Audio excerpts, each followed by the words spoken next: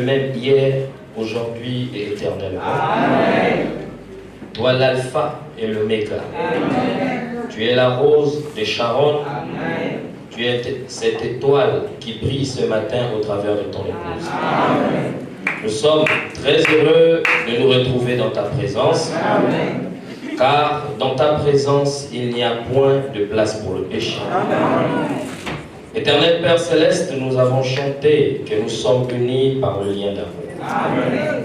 Parce que les Écritures disent que même si je peux parler les langues des anges, les langues des hommes, je peux être guéri de ma maladie, je peux faire tout ce qui est bon, ô Dieu, à tes yeux, mais si je n'ai pas l'amour, si je n'ai pas la charité, je ne suis qu'un cymbale qui retentit.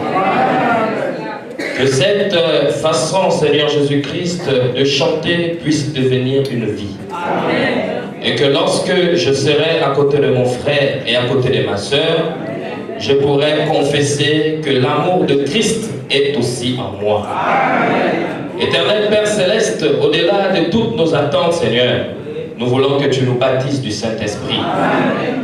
Car ton Esprit Saint, en lui se trouve cet amour parfait. Amen. Cet amour que tu as eu lorsque tu étais sur la terre. Amen. Cet amour qui nous a révélé les mystères en ce temps de la fin. Amen. Cet amour qui nous a guéris de nos maladies. Amen. Et cet amour qui nous a donné tout ce dont nous avons besoin. Amen. Éternel Père Céleste, nous voulons remettre cette réunion entre tes mains. Puisses-tu être avec nous du début jusqu'à la fin. Amen. Puisses-tu, ô Dieu d'Abraham, apporter ce dont tu as prévu pour tes enfants, chacun selon la mesure de sa foi. Amen. Et puisse ton Esprit Saint s'émouvoir de la chair jusqu'au dernier banc. N'oublie pas ceux qui sont malades, Seigneur, car tu as dit dans ta parole que vous prierez pour les malades et les malades seront guéris. Amen. Tu as même encore ajouté que la prière de la foi, celle-ci sauvera les malades. Puisses-tu, ô Dieu d'Abraham, si tes enfants n'ont pas assez de foi, puisses-tu leur donner la foi ce matin. C'est une chose très facile pour toi, Seigneur. Si tu as pu ouvrir la mer rouge, tu peux donner le Saint-Esprit, tu peux donner la foi à tes enfants ce matin. Dispose le cœur, ô Dieu, pendant que la parole sera apportée, et puisses-tu être toi l'autre invisible qui véhiculera cette parole dans les cœurs de tes enfants. À toi l'honneur et la gloire, la magnificence, pendant que nous avons prié dans le humble nom de notre Seigneur Jésus-Christ. Amen. Amen. Avant que vous restez debout, prenons nos Bibles dans le livre de Jean 10 au verset 9. Jean chapitre 10 au verset 9.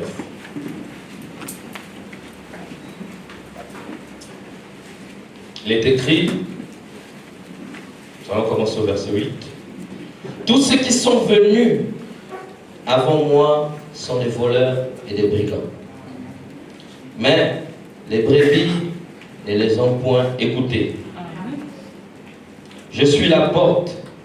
Si quelqu'un entre par moi, il sera sauvé. Il entrera et il sortira et il trouvera des pâturages.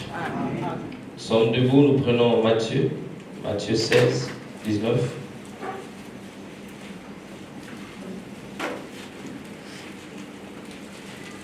Matthieu 16, verset 19. Il est écrit, et on commence au verset 18. Et moi, je t'ai dit que tu es Pierre, et que sur cette pierre, je bâtirai mon église, et que les portes du séjour de mort ne prévaudront point contre elle. Je te donnerai les clés du royaume des cieux.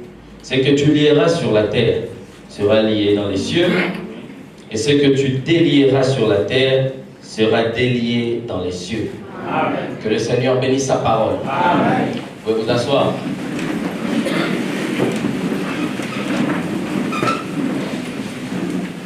Je suis content de me retrouver parmi vous. Je vous salue tous dans le précieux nom de notre Seigneur Jésus-Christ. Et je remercie le pasteur de m'avoir donné l'occasion d'apporter quelque chose de la part du Seigneur. Amen. Amen. Je ne vais pas être très long ce matin. J'ai un petit sujet que Frère Branham à prêcher. Et il l'a intitulé « La clé de la porte ». Amen. Amen. Amen. La clé de la porte. D'abord, ce que nous devons savoir, c'est que autant que nous sommes venus ce matin, nous sommes certains qu'il y a un Dieu qui existe. Amen. Amen. Amen. Abraham dit qu'un chrétien ne doit pas présumer. Donc présumer, c'est le fait de supposer qu'il est un Dieu qui existe. Mais un chrétien doit être certain qu'il y a un Dieu qui existe. Amen. Si vous êtes malade ce matin, amen, pour recevoir votre guérison, la seule façon de la recevoir, c'est d'être certain qu'il y a une guérison quelque part. Amen. Si vous êtes certain de cette guérison, alors, alléluia, vous avez la clé, alléluia, qui peut ouvrir la porte pour que vous recevez votre guérison. Amen. Nous devons être tellement certains de Dieu, comme nous sommes en train de nous regarder ce matin. Parce qu'il a dit dans sa parole, là où 2 ou 3 sont assemblés à mon nom, moi le Seigneur, je suis au milieu d'eux. Et il a même accompli cette parole, n'est-ce pas? Amen.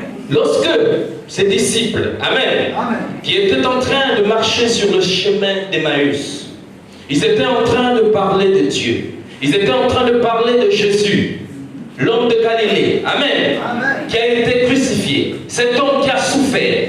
Et il parlait avec tristesse, amen. Ils étaient en train peut-être de dire, est-ce que tu te souviens de ce jour où il a nourri beaucoup de personnes? Il a transformé l'eau en vin.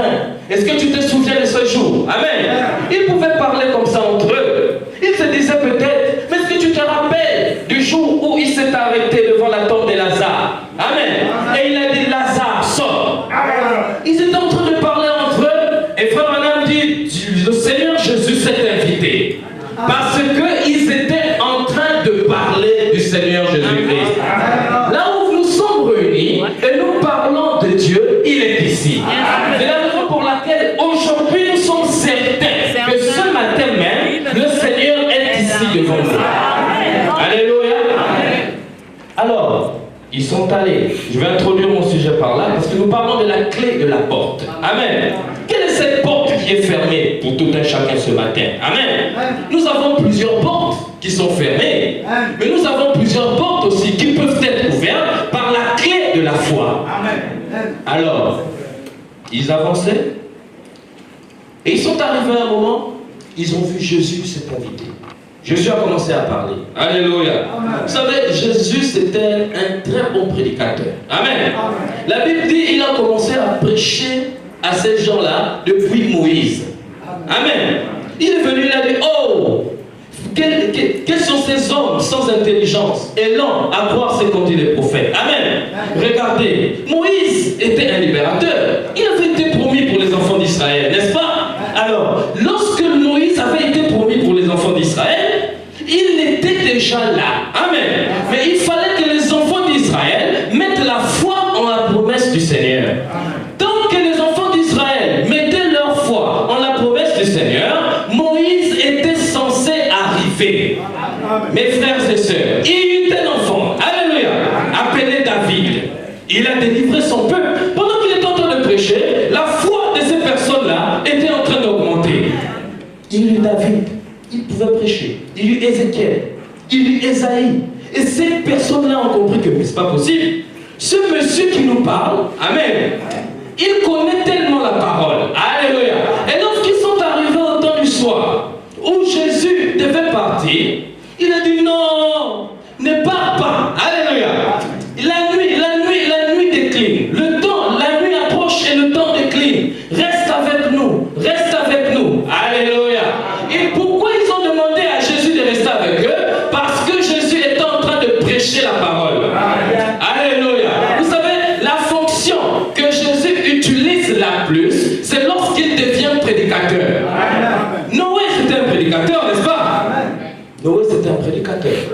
Il a prêché pour que les enfants entrent dans l'arche. Moïse c'était un prédicateur. Il a même eu les 10 commandements. Il fallait qu'il prêche. Alléluia. Josué, toutes ces personnes vous étiez des prédicateurs. Et aujourd'hui, nous voyons que certains esprits veulent enlever les prédicateurs à la chair. Mais ce n'est pas possible. Amen. C'est la fonction que Dieu se plaît de demeurer. Lorsque Dieu devient un prédicateur, il est dans sa fonction principale. Vous savez que Adam c'était un prédicateur. Adam c'était un prédicateur. Est-ce que vous savez que le serpent c'était aussi un prédicateur? Le serpent c'était un prédicateur.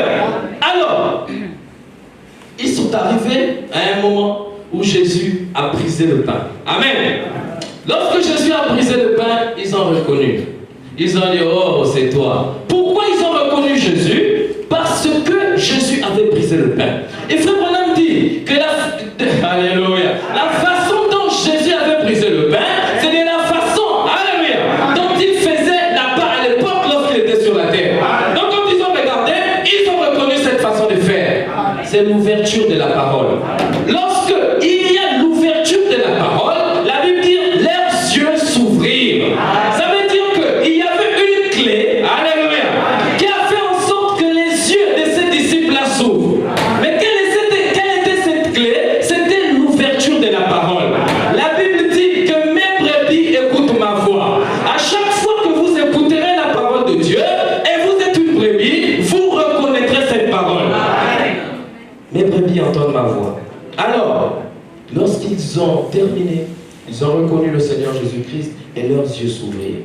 Qu'est-ce que Jésus avait? Il avait la parole. Et cette parole était la clé pour que les yeux de ses disciples s'ouvrent et reconnaissent en présence de qui ils étaient.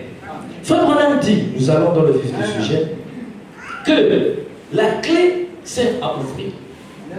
Et cette même clé sert aussi à fermer. Amen. Lorsqu'il y a une porte devant vous et que vous avez la clé qui correspond à cette porte, vous pourrez l'ouvrir. Mais n'oubliez pas aussi que vous pouvez la fermer. Alléluia. Vous pouvez avoir cru le message. Alléluia. C'est une porte pour vous d'aller vers le ciel. Mais si vous rejetez le message, alléluia, vous pouvez aussi fermer cette porte et vous n'irez plus dans cette porte. Donc vous avez la possibilité de ouvrir la porte du ciel et de la fermer vous-même. Amen. Et lorsque l'on a une clé, amen, cette clé est censée, cette porte plutôt, lorsqu'on a une porte fermée, cette porte est censée cacher un trésor, est censée cacher quelque chose. Alléluia. Lorsque quelque chose est inutile, on ne ferme pas. On ne ferme pas ça. Amen. Tu laisses ouvert, tu pars. Mais lorsque tu sais que là-bas dans la maison, là, j'ai des choses très importantes, alléluia, tu fermes la porte. Et Frère Branham dit, dans le message toujours la clé de la porte, juste une petite définition avant d'aller, il dit, d'habitude une clé, paragraphe 51, eh bien, elle sert à verrouiller la serrure. Et quand vous trouvez une clé, c'est qu'il y a un trésor. Amen. Amen. C'est qu'il y a un trésor. C'est-à-dire que vous pouvez être là avec une certaine maladie. Amen. Qui dure depuis des années. Alléluia. Mais il y a une clé qui peut fermer cette maladie-là. Alléluia.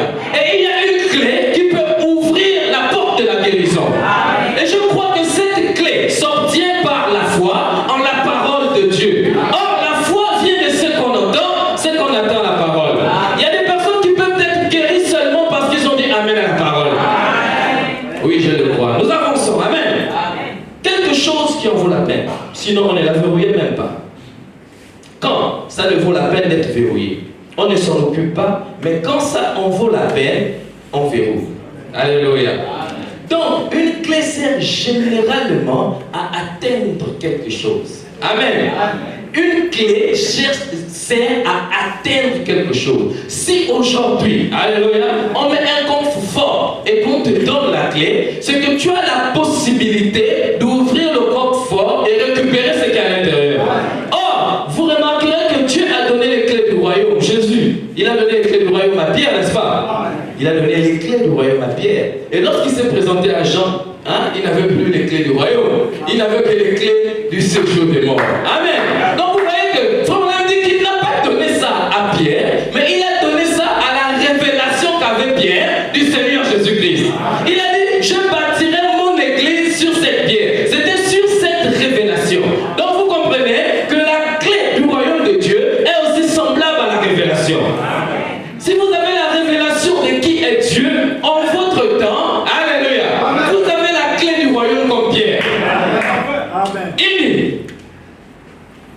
C'est à cela qu'une clé sert.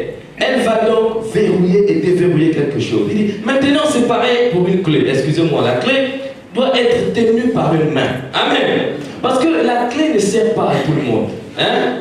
Si vous avez une clé, vous donnez à un petit enfant. Alléluia. Même si il a la clé qui peut ouvrir la maison. Hein? Mais il ne pourra pas sortir. Amen. Parce qu'il n'est pas encore arrivé à la maturité. Alléluia. Donc, on a dit que cette main qui tient la clé n'est rien d'autre que la main de la foi. Amen. Et la foi s'obtient par la maturité de la parole. Lorsque vous devenez mature avec la parole, amen, vous recevez la foi. Et même pour croire en la foi de l'enlèvement, amen, il faut que la parole arrive à maturité. Il dit, la main qui la manie pour déverrouiller la porte, vous voyez, il faut une main. Eh bien, la clé, donc, je vais parler ce soir. Il n'y a qu'une seule qui peut la tenir, c'est la main de la foi. Donc, il n'y a que la foi, amen, qui peut tenir la clé pour votre guérison, qui peut tenir la clé pour votre salut. Vous savez, la chose très, très fondamentale avec la foi, c'est que la foi ne peut pas s'obtenir sans la connaissance. Amen. Amen. Si vous regardez, la Bible dit que mon peuple périt par manque de connaissance. Aujourd'hui, nous avons des difficultés, même dans les églises, c'est parce que des personnes se lèvent avec leur propre connaissance et ils viennent donner cela au peuple. Alléluia. C'est ça le problème. C'est parce qu'ils ne connaissent pas réellement qui ils sont, d'où ils reviennent et où ils vont. Alléluia. Ils se disent peut-être que je suis ici pour gagner l'argent. D'où vous voyez dans les églises, par exemple, ce sont des messages du social. Non, venez, vous aurez l'argent, on va s'entretenir avec les femmes pour avoir des maris. Et tout. Donc, vous voyez qu'ils ne comprennent pas que le but pour lequel Dieu nous a créés, c'est pour aller le retrouver dans l'enlèvement. Ils n'ont pas compris que notre premier but, alléluia, c'est pour l'adorer et retourner à notre position originale qui était dans le jardin d'Éden. Parce que Dieu veut faire revenir l'homme à sa position originelle, qui était lorsqu'il était au jardin d'Éden. Vous êtes avec moi, n'est-ce pas? Alors, mon peuple périt par manque de connaissance. Or, cette connaissance-là, depuis le jardin d'Éden, a été pervertie. Parce que lorsque le serpent s'est présenté devant Ève, amen, il s'est présenté comme quelqu'un qui a une grande connaissance. Amen. Il est venu, il a dit à Ève que non, mais qu'est-ce qui se passe avec l'arbre de la connaissance du bien et du mal? Ève lui a dit non, écoute, le pasteur Adam m'a dit qu'on ne doit pas manger ça, sinon on va mourir. Il dit oh, mais ça c'est bien. Amen. Moi-même, je suis un prédicateur et je peux te démontrer des choses. Écoute, Dieu, il sait. Amen. Que si vous mangez cet arbre-là, vos yeux vont s'ouvrir. Ah, la femme a dit quoi? On aura la connaissance. Il dit mais vous aurez la connaissance. Il faut juste que vous mangez cet arbre. Alléluia. Le diable même lui-même, il se présente comme quelqu'un avec beaucoup de connaissances. Parce qu'il sait que la clé fondamentale, alléluia, pour ouvrir la porte du salut ne réside que dans la connaissance. Frère Branham raconte l'histoire. Il dit, dans la révolution du monde, tous ceux qui ont fait en sorte que le monde soit révolu, tous ces scientifiques, c'est des personnes qui ont reçu une clé. Albert Einstein. Amen. C'est des personnes qui travaillaient. C'est pas des personnes qui se réveillent le matin comme ça là, ils veulent l'argent. Non. Frère, dit, je pouvais voir Thomas Edison, il était en train de manger un sandwich et il était en train de travailler dans la nuit. Et lorsque Dieu voit qu'il s'acharnait au travail, il lui donnait la clé de la science. Amen. C'était des travailleurs. Thomas Edison, Albert Einstein, tout ce monde-là, Newton, ils ont découvert de grandes choses. Mais c'était une clé que Dieu leur donnait pour développer le monde. Mes frères, mes sœurs, alléluia. Si des païens, alléluia, ont pu faire cela, alléluia, avec juste la connaissance que Dieu leur a donnée, à plus forte raison, toi, alléluia, qui a la foi, qui se trouve dans le livre de vie, qu'est-ce que tu peux faire avec cette foi-là? Oh, si vous avez une foi petite comme un grain de sénévé, vous pouvez dire à cette montagne, alléluia, ôte-toi de là et va dans la mer. Cette parole est encore active aujourd'hui. Si vous voulez l'expérimenter, peu importe dans la source, alléluia, peu importe devant la porte dans laquelle vous vous Alléluia. Vous pouvez l'ouvrir par la grâce de Dieu. Frère Branham dit, regardez des personnes qui jouent par exemple au piano. Frère, c'est une clé, hein? Amen. On peut te donner toutes les notes. Do, ré, mi, fa, sol, la, si, pa, pa, pa. On te montre 2 mois, 3 mois. Tu joues. Frère, moi j'ai essayé de toutes les façons. Tu joues.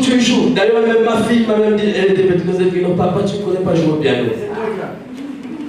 Malgré que je suis allé sur Internet, frère, c'est une clé, hein?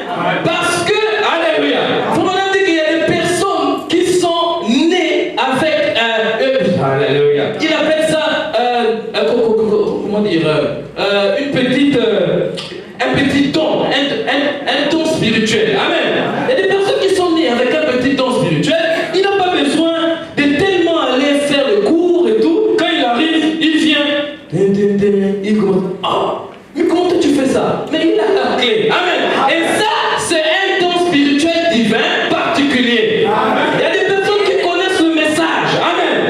Et ils ne peuvent pas prêcher. Oh, mais vous dites pas amen. Il y a des personnes qui connaissent le message, mais la clé pour prêcher, c'est autre chose. Alléluia. Il y a des personnes qui connaissent la Bible, le message, il arrive, Genèse, machin. Mais pour donner une prédication bien calibrée, il ne peut pas le faire. Pourquoi? Parce que même la prédication, il y a une clé à l'intérieur. Alléluia. Dans tout ce que nous voulons faire, nous sommes censés avoir la clé pour déverrouiller cette porte-là. Si vous êtes venu ici, alléluia, et que vous n'avez pas de travail, oh mes frères, vous pouvez retourner avec la clé qui ouvre les portes du travail. Vous fermez les portes du chômage, vous ouvrez la porte du travail. Alléluia. Donc tout il faut même les mathématiques, amen. Il y a des personnes qui n'étudient pas bien et tout, toi tu arrives, tu étudies et tout, tu vois, 18. Et tous les gens ne te voient jamais étudier, ils te regardent comme ça. Alléluia. C'est un petit don spirituel. Et il ne faut pas être jaloux de lui. Parce que nous sommes tous nés avec quelque chose à donner à Dieu. Ça on a dit, nous devons tous avoir quelque chose dans les mains afin que Dieu multiplie ça. Personne n'est venu ici vide. Alléluia. Venir avec quelque chose. Et Dieu ne fait pas son travail. Alors, nous allons rapidement. Frère Branham dit qu'il y a un syllogisme entre Matthieu 24 et Daniel 12. Amen. Bon, en français facile, hein. Matthieu 24 et Daniel 12, il y a une ressemblance. Hein? Il y a un point commun. Si vous allez dans Matthieu 24, vous allez voir que les disciples cherchent la connaissance. Amen. Parce qu'ils savent que la clé pour aller dans le royaume de Dieu, c'est la connaissance. Amen. Si vous avez la connaissance, amen, vous êtes même dans la société classifié comme quelqu'un d'important. Vous descendez de quelque part, on dit, celui-là c'est le docteur. Amen. Tous ceux qui sont là, qui ne sont pas docteurs, ils te voient comme quelqu'un de particulier. Pourquoi? Parce que tu as la connaissance. Ça c'est dans le monde naturel. Amen. Mais alors qu'un chrétien, amen, qui croit au message de son temps, amen, ça m'a dit qu'il a la connaissance parfaite. Donc même le docteur, alléluia, en théologie, le docteur en médecine n'est pas comparable à un chrétien. C'est notre frère Branham. Et je crois que c'est la vérité, n'est-ce pas? Tout ce que William Marion Branham dit, c'est poussé par le Saint-Esprit. Et lorsque nous disons amen à cela, nous reconnaissons notre position. Frère Branham dit, plutôt, dans Matthieu 24, on va juste énumérer rapidement pour passer. Il est écrit que les disciples sont venus pour montrer au Seigneur Jésus les constructions du temple. Amen. Quelque chose de bien. Et quand ils arrivent, Jésus regarde, il dit, bon écoutez, les pierres qui sont là, ça ne va pas rester ici pierre sur pierre. Les journalistes disent, c'est pas possible.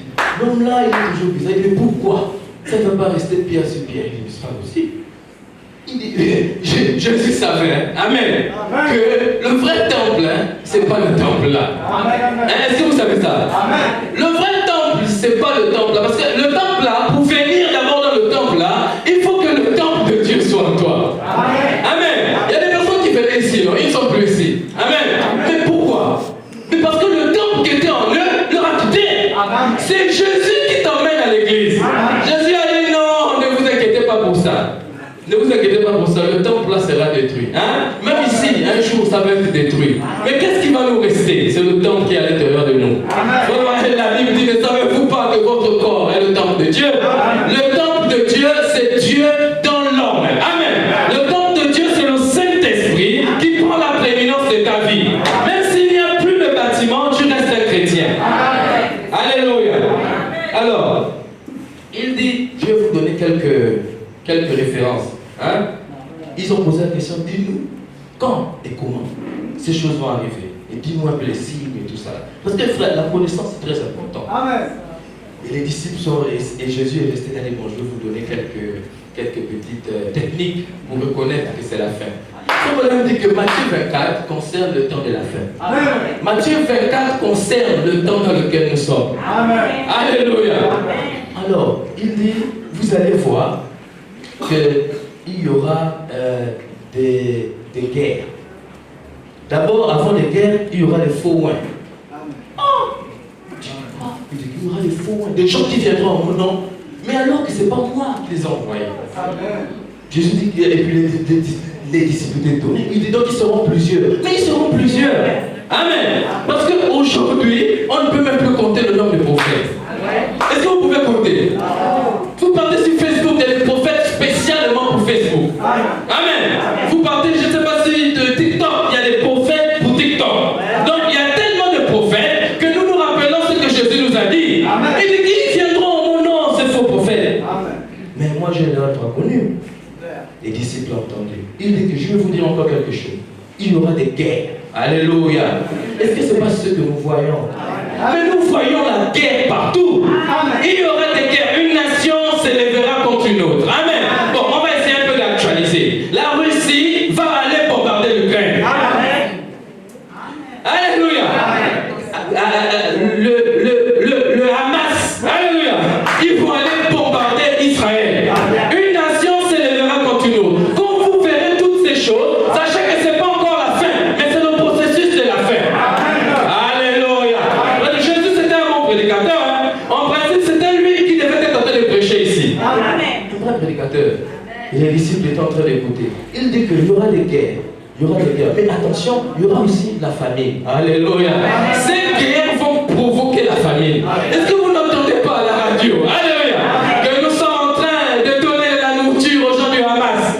Nous donnons la nourriture à Gaza. Nous donnons la nourriture là-bas en Ukraine. Qu'est-ce qui se passe? Ce que Jésus avait promis est en train de s'accomplir sous nos yeux. Pendant ce temps, alléluia, il a dit à Daniel, scelle ce livre. Amen. C'est au temps de la fin que certains liront cela et la connaissance augmentera. C'était le processus. J'ai lu une revue de l'Organisation mondiale de la santé qui parlait de la famine dans le monde. Amen. Nous sommes en train de vivre en plein ce que Jésus avait prévu. Je vais lire ça rapidement. Il dit, d'après l'ONU, la faim dans le monde progresse et pourrait avoir touché jusqu'à 828 millions de personnes en 2022. Écoutez, et pourrait encore s'élargir dans les années futures. Ça, c'est l'OMS.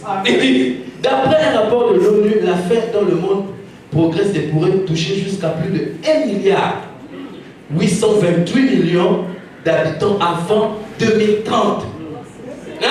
Frère, est-ce que Jésus c'est pas un grand prophète? Il dit encore, écoutez, j'ai bien aimé ça. Et selon la dernière édition du rapport de l'État et de la sécurité alimentaire et nutritionnelle, le monde perd du terrain dans sa lutte pour éliminer la faim dans le monde. En principe, si on doit traduire la phrase de l'Angleterre, selon l'OMS et tout, le monde reconnaît que ce que Jésus avait dit dans Matthieu 24 est la vérité. En principe, c'est comme ça qu'on doit traduire ça. Oh là là, applaudissez pour Jésus, s'il vous plaît.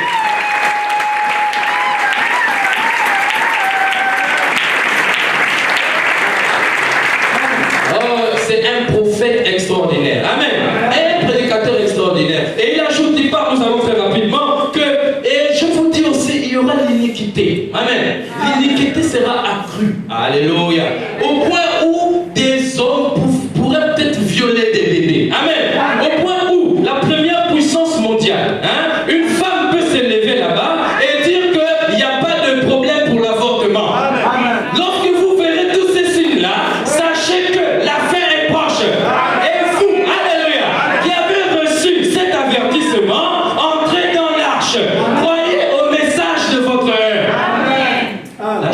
clé d'un plus grand nombre, c'est refroidir. Amen.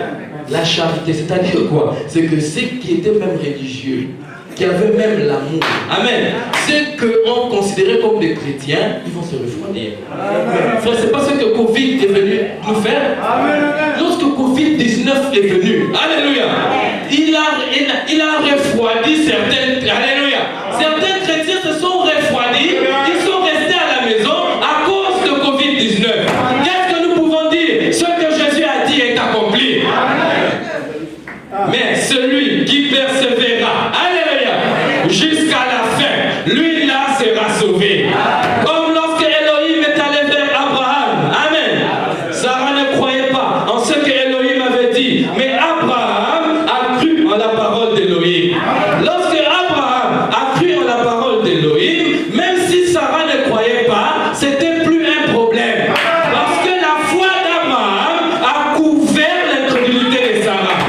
Lorsque nous venons ici à l'église, même si vous ne croyez pas, mais moi je crois pour vous. J'ai dit amen à la parole pour vous. Alléluia. La clé de la persévérance, Abraham l'avait.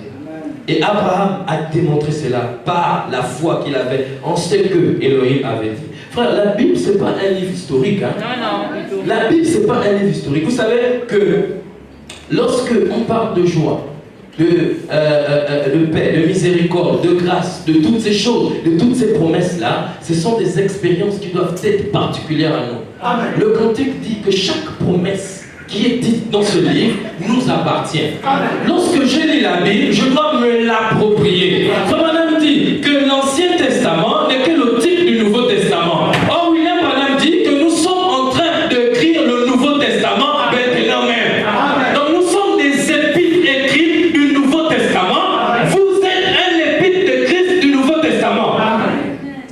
Des épîtres écrites. Frère, quand on dit Amos 3:7, Dieu ne fait rien, amen, sans avoir révélé son secret à ses serviteurs, le prophète. Amen. Vous êtes aussi à l'intérieur. Parce que nous pouvons lire ça doucement. Dieu ne fait rien sans avoir révélé son secret à ses serviteurs. On s'arrête d'abord là. N'est-ce pas? Bon, qui est serviteur de Dieu? Hein? Lorsque vous venez à l'église, vous venez servir qui? Lorsque vous, alléluia, lorsque vous vous comportez conformément à la parole, on vous appelle qui? Les serviteurs de Dieu. Alors